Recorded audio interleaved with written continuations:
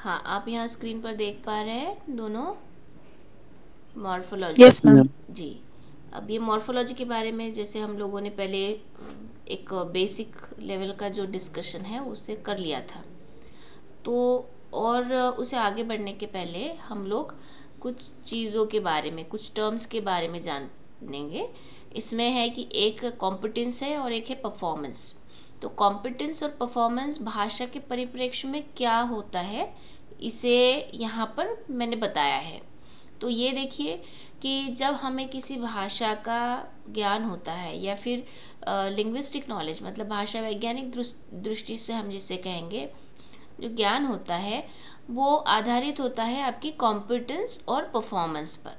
मतलब मान लीजिए आपको हिंदी ज्ञात है, हिंदी भाषा आती है, या फिर अंग्रेज़ी आती है, या फिर और कोई मदर टंग आपकी, जैसे मेरी मराठी है तो मुझे आती है, पर ये मुझे सही में आती है या नहीं, या फिर किस हद तक आती है, इसके लिए दो कॉन्सेप्ट्स को बताया गया है। एक है कॉम्पिटेंस और दूसरा है आपका परफॉर्मेंस। अब ये कॉम्पिटेंस क्या है और परफॉर्मेंस क्या है, तो मैं पहले परफॉर्मेंस से शुरू करूँगी। देखो, जब हम लोग परफॉर्म करते हैं तो मान लीजिए कि रितिका को भाषण देना है, किसी 4 लोगों के सामने, 10 लोगों के सामने भाषण देना है। तो अब वो भाषण जब देती है तो वो अपनी भाषा का प्रयोग किस प्रकार करती है, वो मैं कहूँगी उसका परफॉर्मेंस। तो कई सारे बच्चे जो होते हैं ना, वो जो भाषण प्रतियोगिता है उसमें अव्वल नंबर लाते हैं, पता है आपको, स्कूलों में। और बाकी के, यस मैम। हाँ, बाकी के बच्चे भी तो भाषण देते हैं, वो क्यों नहीं लाते हैं? वो भी तो है, क्योंकि उनका भाषण बहुत प्रभावी होता है। वो भाषण प्रभावी होने के लिए वो क्या तरीके अपनाते हैं पता है? भाषा को बहुत अच्छी तरीके से संप्रेषित करने की कोशिश करते, भाषा का बहुत अच्छा उपयोग करते हैं, बहुत अच्छे से अपनी बात रखने की कोशिश करते हैं। तो हम क्या कहेंगे, उस भाषा में उस व्यक्ति का वो परफॉर्मेंस है।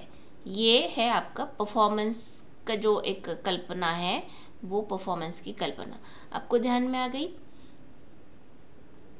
Yes ma'am. हाँ यस मैम। जी। अब क्या है कॉम्पिटेंस। अब कॉम्पिटेंस की बात अगर करेंगे तो कॉम्पिटेंस का मतलब ये है कि भैया आपको उस भाषा के कितने नियम पता है, ठीक है, किस नियम पता है, उसके बाद में उसके उस भाषा को जैसे निर्मित करना है या फिर उसे समझना है, तो आपके पास में कितना इनेट नॉलेज, मतलब इम्प्लिसिट नॉलेज है, तो इसे हम कहेंगे कॉम्पिटेंस। अब क्या होता है ना कि जैसे मान लीजिए कि आपको बताया गया है ज्ञान शब्द, तो आपने रितिका किया उसका अज्ञानी, ज्ञानी, ठीक है, और कुछ शब्द किए थे आपने, कई सारे शब्द किए थे। इस ज्ञान शब्द के आधार पर आपने कई सारे शब्द किए हैं, तो ज्ञान से आपका ज्ञानी भी हो गया। अब मुझे एक बात बताइए कि आप में वो चीज़, वो अंडरस्टैंडिंग नहीं रहती भाषा की, तो आप ज्ञान से ज्ञानी नहीं बना पाते। आप बोलते कि भैया ये तो यस मुझे मैम। पता ही नहीं है, ठीक है। तो यहाँ पर ये है आपका कॉम्पिटेंस, उस भाषा का कॉम्पिटेंस, मतलब आपने बचपन से जो भाषा सीखी है उस भाषा में आप किस तरीके से नियम जो है उस किस तरीके से उन नियमों के आधार पर, उन नियमों का आधार लेकर नए वाक्य रचना, नई शब्द रचना करते हैं, तो हम इसे कॉम्पिटेंस कहेंगे। यहाँ हम पढ़ भी सकते हैं कि competence is a persons implicit knowledge of rules of language that makes the production and understanding of an infinitely large number of new utterances possible, while performance is the actual use of language in real situation। तो आपको आ रही है बात ध्यान में, competence क्या है और परफॉर्मेंस क्या है? मैं दोनों से हाँ यस मैम। चाहूँगी। हाँ यस प्रशांत? मैम।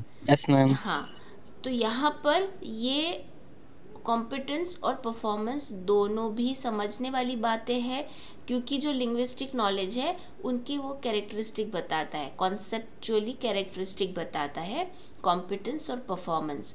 पर यहाँ चॉम्स्की जो उन्होंने मतलब जो एक भाषाविद हो गए, भाषा वैज्ञानिक है, उन्हीं के नाम से कई सारे हम लोग कॉन्सेप्ट्स पढ़ रहे हैं। तो यहाँ पर चॉम्स्की ने ये बताया है कि जो परफॉर्मेंस है, परफॉर्मेंस और कॉम्पिटेंस, उसमें अंतर कैसे करें। उसमें अंतर करने के लिए उन्होंने एक चीज़ बताई है कि competence rather than performance is the primary objective of linguistic inquiry। मतलब competence rather than performance is the primary object of linguistic inquiry। मतलब अगर भाषा वैज्ञानिक दृष्टि से आपको विश्लेषण करना है, इंक्वायरी करनी है, तो आपका कॉम्पिटेंस को आप ज़्यादा प्राधान्य आपका होना चाहिए, ना कि परफॉर्मेंस को। ठीक है, कॉम्पिटेंस को यहाँ पर प्राधान्य दिया गया है। Competence rather than performance is the primary objective of linguistic inquiry, न कि आपका परफॉर्मेंस। परफॉर्म आप कैसे करते हैं वो बात की बात है, पहले आपका कॉम्पिटेंस आप में होना ज़रूरी है, क्योंकि कॉम्पिटेंस बोलता है कि knowledge of rules, implicit knowledge of rules of that language. ठीक है, आगे बढ़े। इसमें कुछ आपको पूछना है? No ma'am. चलो, तो अब देखिए कि ये एक टर्म है जो कि हमें बार बार आएगी, यूनिवर्सल ग्रामर। तो भैया यूनिवर्सल ग्रामर हम किसे कहेंगे? ये क्या कोई किसी ने बनाया हुआ ग्रामर है, या फिर किसी भाषा का ग्रामर है, या हिंदी के लिए जो अप्लाई होता है उसे बोलते हैं? इंग्लिश इंटरनेशनल लैंग्वेज है, उसके ग्रामर को यूनिवर्सल ग्रामर बोलते हैं क्या? ये सारे कई सारे प्रश्न नए जो बच्चे पढ़ते हैं लिंग्विस्टिक्स, उनके मन में आते हैं।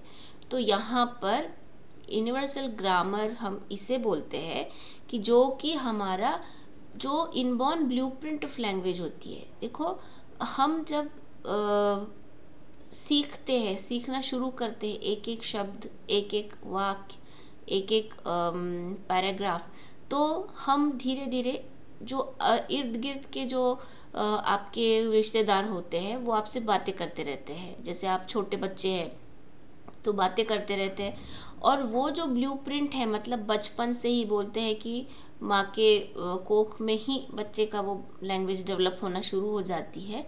तो इस तरीके से जो आपके ब्रेन में, जो आपका ब्रेन डेवलप होता है, ब्रोकाज और वर्निक्स एरिया डेवलप होते हैं ब्रेन के, तो उसी ब्रेन में कुछ एनकोडिंग होती है, ब्लूप्रिंट बन जाती है कि भाषा आपकी कैसे होगी या फिर आप कैसे सीखेंगे।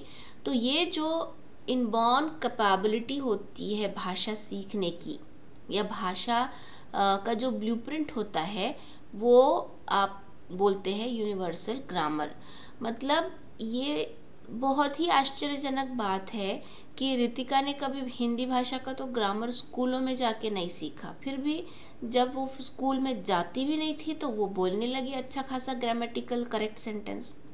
प्रशांत ने भी वैसे किया कि वो स्कूल में नहीं जाता था, फिर भी अपने मम्मी पापा से, रिश्तेदारों से सिंपल जितने भी साधारण से वाक्य है जो कि व्याकरणिक दृष्टया सही है, सही वाक्य को वो बोलता था, वो उसका निर्माण कर सकता था, उसका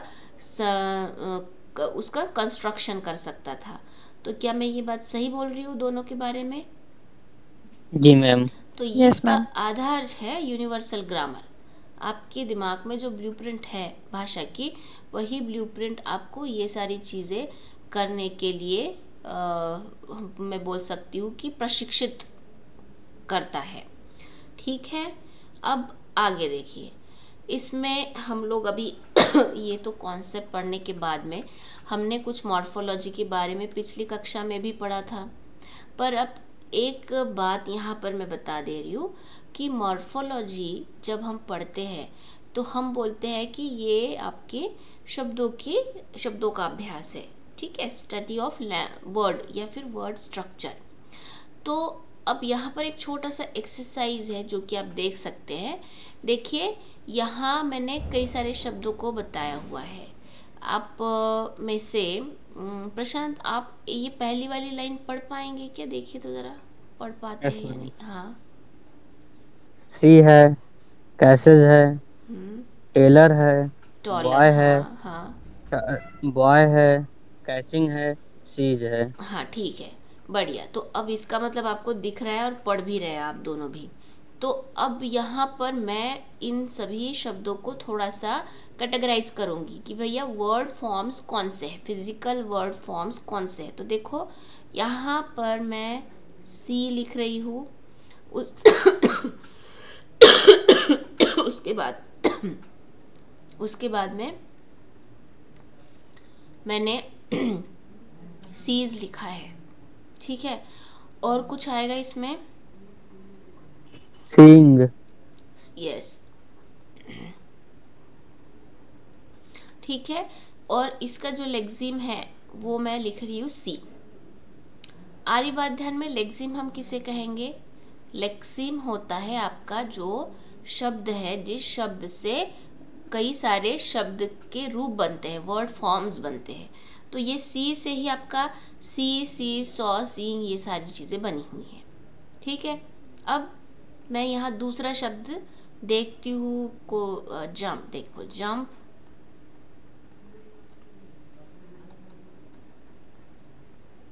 जंप्ड और जंपिंग, जंपिंग और jumps, yes, jumped, yes jumped लिख दिया मैंने। तो लेक्सिम क्या है आपका? जंप। ये मैं जानबूझकर कैपिटल में लिख रही हूँ, ठीक है। ऐसा नहीं है कि इसको कैपिटल में लिखते हैं, कोई ऐसा नियम नहीं है, तो आपको कंफ्यूजन नहीं होना चाहिए इसमें। तो ये देख रहे हैं आप। तो अब यहाँ समझने वाली क्या बात है कि वर्ड के फिजिकल फॉर्म्स कितने प्रकार के हैं और उसके लेक्सिम्स कौन से हैं। तो जो कि मैंने आपको एक्सरसाइज दी थी वो इसी पर आधारित थी, ठीक है। प्रशांत, आपने कुछ एक्सरसाइज की है बेटा कि 5 शब्द और उसके कई सारे रूप बनाए हैं, ऐसा कुछ किया है आपने? मैम अपना का बनाए थे, अपना, अपनापन, अपनत्व, हाँ, अभी मैं सब। लिख रही हूँ यहाँ हाँ, पर अपना, अपनापन, अपनापन, अपनत्व, हाँ ये बस अपना का ठीक है, ही हुआ। ठीक है। अब क्या हो गया यहाँ पर? लेक्सिम अपना, ठीक है। अपमान भी तो हो सकता है मैम। अपमान, मैम इसमें अपमान इसमें कहाँ अपमान होगा? नहीं होगा, ये हो सकता है मान में, जैसे मान, यस मैम, यस अपमान, मैम। अभिमान, अपमान, अपमान, अभिमान, अभिमान, ठीक है। कीर्तिमान, सम्मान, क्या बताया आपने? कीर्तिमान, कीर्तिमान,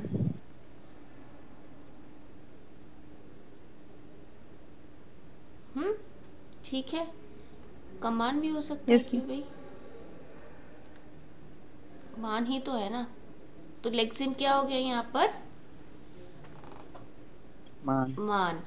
हाँ, तो आपको ये समझ में आया कि लेक्सिम और फिजिकल वर्ड फॉर्म्स किस तरीके से बनते हैं और कौन से लेक्सिम से बनते हैं। तो यहाँ पर आप लोगों ने भी उदाहरण उसकी एक्सरसाइज की है। मूडल पर मैंने इस एक्सरसाइज को डाला हुआ है, आप लोगों को इसे सबमिट करना है। हिंदी के ही बनाइए, इंग्लिश के तो यस बहुत मैम। सारे मिल जाएंगे, क्योंकि क्या है ना, इंग्लिश का लिटरेचर काफ़ी है इस विषय में, तो बहुत सारे मिल जाएंगे। पर हिंदी के मिलना कभी कभी मुश्किल हो जाता है, तो आप उसको हिंदी के लिए ही बनाइए। चलिए ठीक है, आगे बढ़े। Yes yes ma'am. Ma'am. Ma'am वो मूडल का आईडी और पासवर्ड देने को बोली थी आप, क्वेश्चन जो था उसको अपलोड करने के लिए। मूडल का आईडी और पासवर्ड, अच्छा इसे ख़त्म करते हैं और फिर हम डिस्कस करते हैं बेटा, रिकॉर्डिंग शुरू है ना। Okay ma'am. तो फिर से उसी इसमें आएंगे मॉर्फोलॉजी। मॉर्फोलॉजी जैसे पहले भी मैंने कहा है कि वो क्या है, वर्ड स्ट्रक्चर का अभ्यास है, स्टडी ऑफ वर्ड स्ट्रक्चर, या फिर शब्द कैसे बनते हैं, शब्दों के रूप कैसे बनते हैं, इसलिए मॉर्फोलॉजी को हमने क्या कहा है, रूप विज्ञान। ठीक है, अब ये देखिए जैसे कि स्टडी ऑफ वर्ड तो खैर हो गया, पर अब क्या होता है कि इससे हमें ये भी देखना पड़ेगा कि मॉर्फोलॉजी में जो मॉर्फीम होता है, मॉर्फीम मतलब रूपीम जैसे जिसे हम बोलेंगे, मॉर्फीम का मतलब क्या होता है, रूपीम, रूपी। हाँ रूपीम। तो ये जो मॉर्फीम है,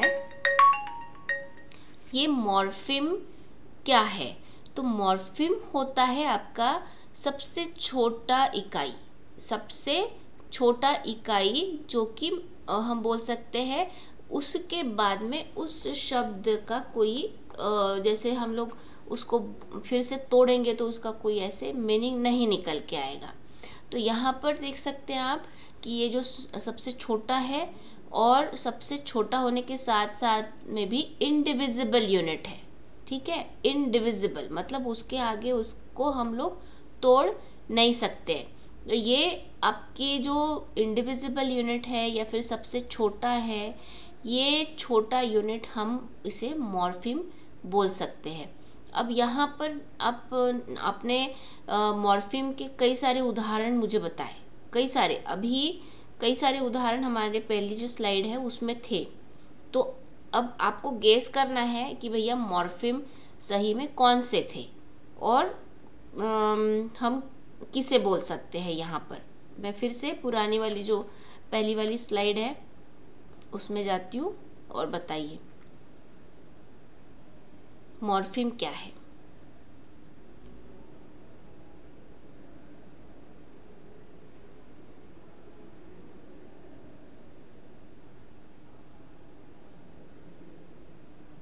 मैम इंग्लिश वाले वर्ड्स में बताना है कि हाँ हिंदी? देखो तुम्हें जो चाहिए ठीक लगता है वो बताओ।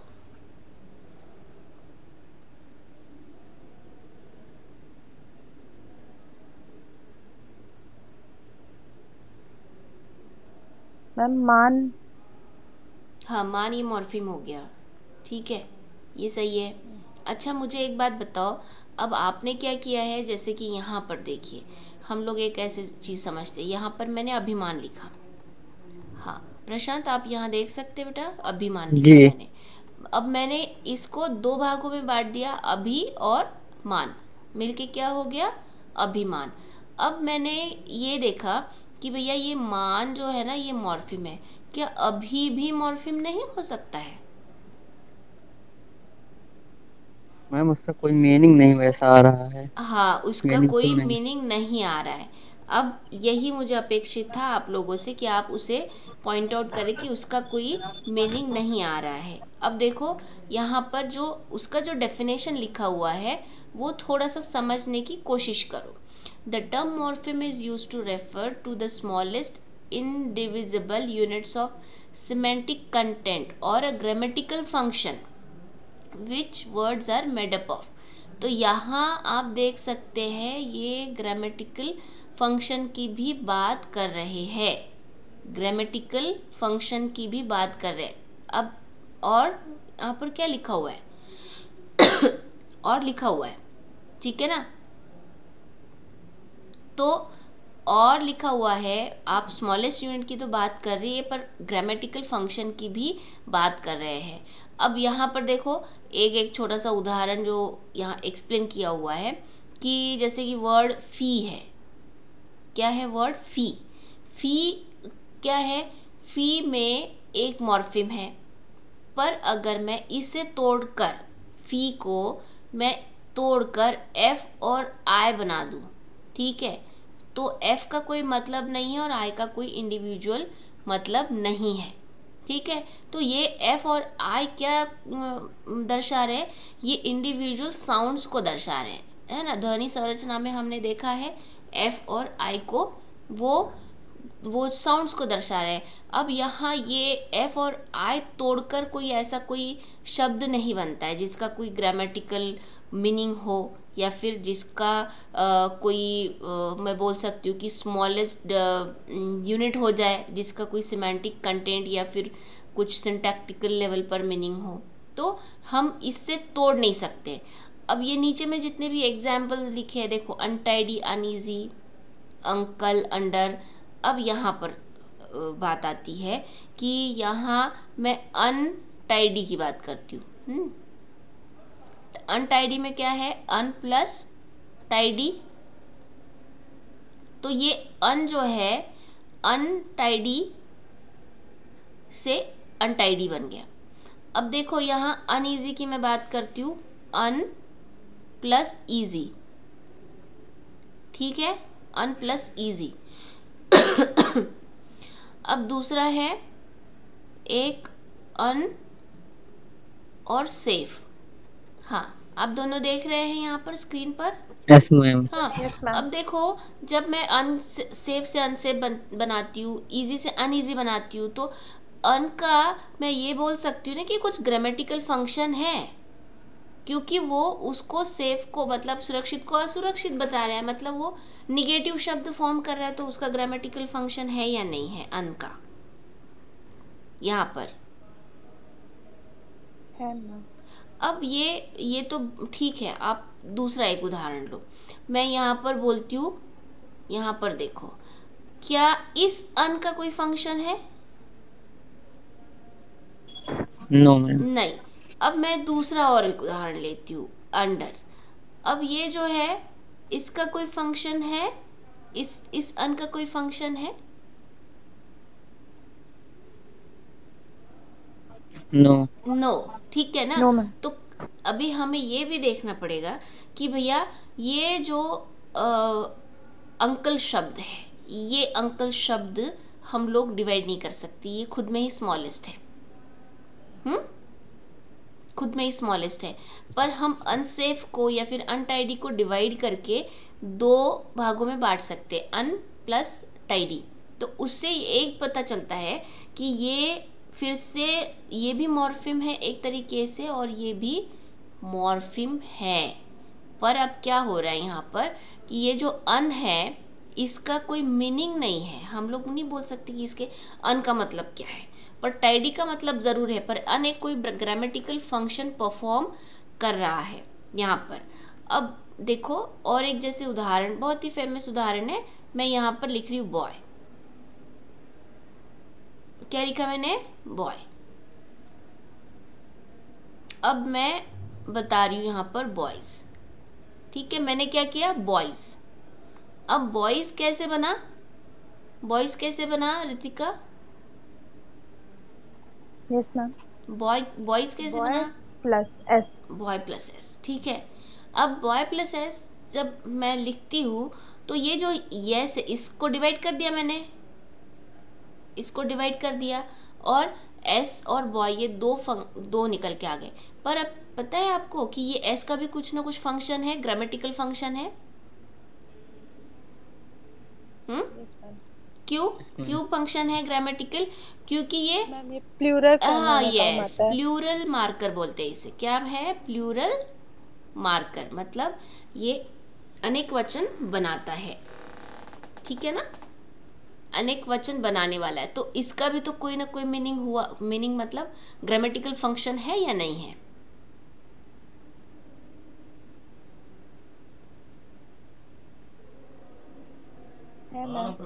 हाँ, तो उसी तरीके से यहाँ पर अनटाइडी अन का फंक्शन है, अनईजी ईजी का जैसे है मीनिंग, वैसी अन का भी कुछ ना कुछ मीनिंग होगा, कुछ ना कुछ ग्रामेटिकल फंक्शन होगा, ठीक है।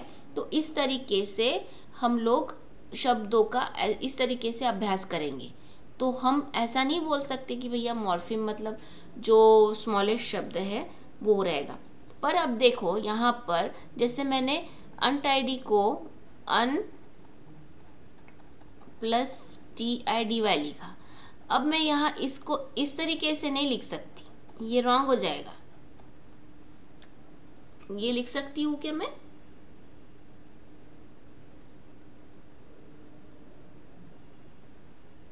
हाँ बताइए नो दोनों। मैम, नो मैम, नहीं नो लिख मैम। सकते।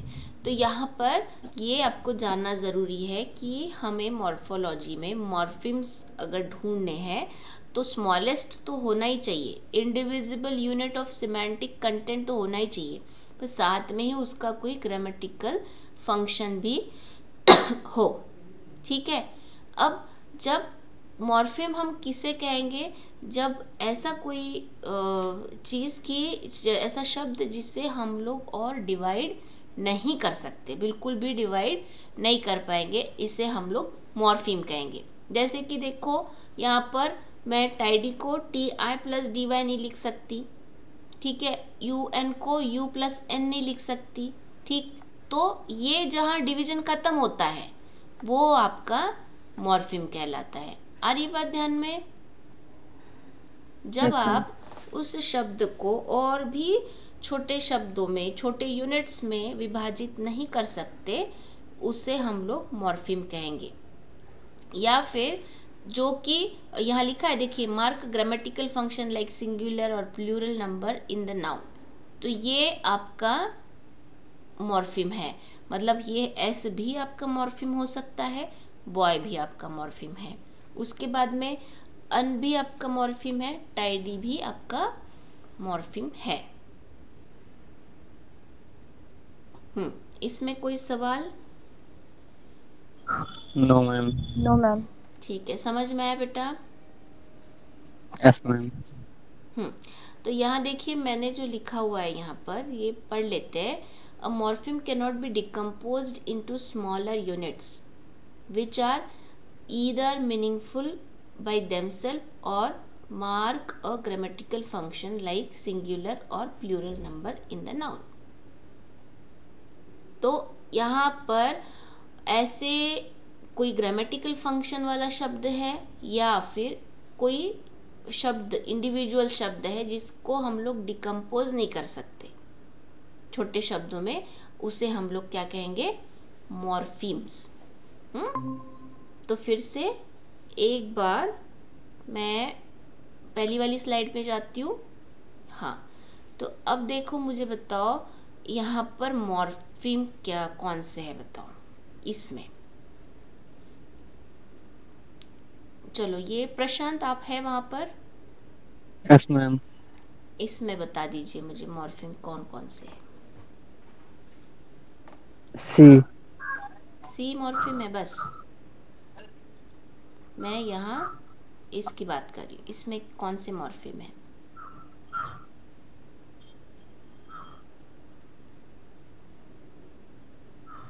मैम आईएनजी का कोई ग्रामेटिकल वैसे तो भैया क्यों नहीं है? आईएनजी आईएनजी आपको फॉर्म है फॉर्म है ना, जी। तो ग्रामेटिकल महत्व नहीं है इसका। आईएनजी लगाने से आपका है कंटिन्यूअस टेंस नहीं बन जाता है।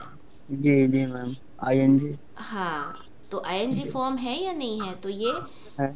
आईएनजी।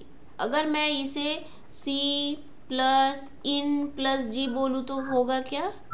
नहीं। नहीं। तो यहाँ पर ये गलत है, ये सही है।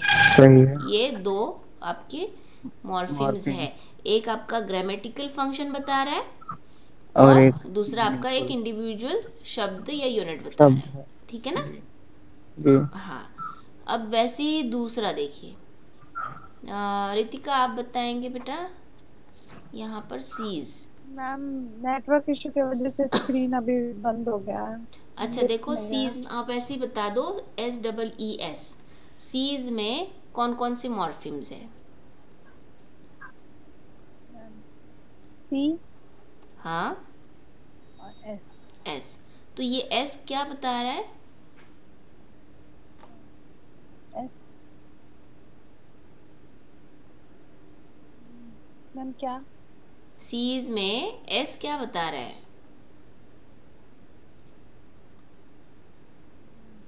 मैम ये प्लूरल। नहीं बेटा, प्लूरल नहीं है वो, क्योंकि चूंकि ये सी जो है ये वर्ब है। सीज क्या बता रहा है बताइए?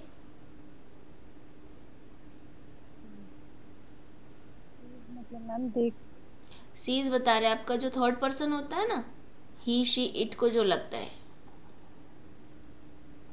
Yes ma'am. तो थर्ड पर्सन का मार्कर है ये वर्ब में, ठीक है। आईएनजी आपका कंटिन्यूअस टेंस का मार्कर है, ठीक है। इस तरीके से तो आप देख सकते हैं ना यहाँ पर कि आपका जो कोई शब्द है उसका फॉर्म अगर बदल रहा है तो उसमें फॉर्म बदलते वक्त उसने जो प्रक्रिया की है उसको हम लोग बोल सकते हैं कि मॉर्फिम लगाकर ही उसका चेंज हुआ है, ठीक है। तो यहाँ हम लोग यहीं पे रुकेंगे। कुछ अगर आपके सवाल जवाब है तो मैं पहले वीडियो ऑफ कर लेती हूँ।